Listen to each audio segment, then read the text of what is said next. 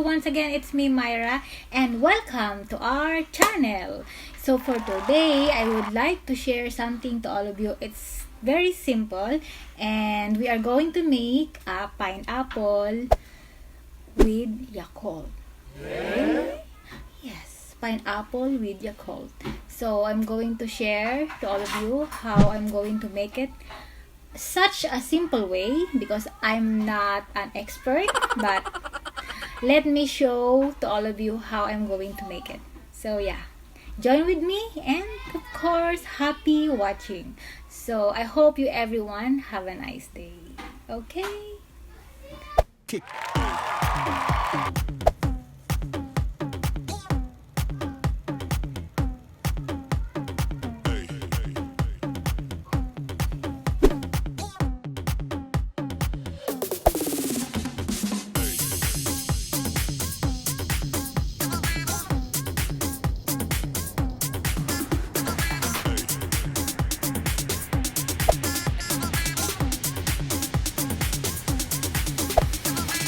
Everybody shake it, baby.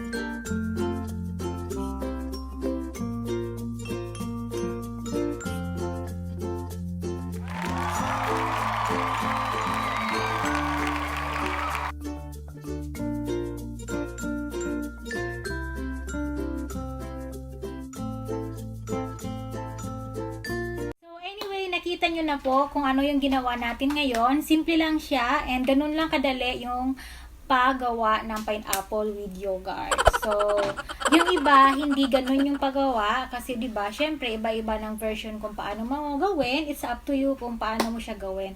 But kung ano yung nakita nyo na ginawa ko, yun po yung easiest way for me. So, salamat sa inyong panonood, and don't forget to subscribe and click the notification para ma-update po kayo sa mga upcoming vlog soon. So, once again, thank you sa inyong lahat, and yes, see you on my next vlog. Bye-bye!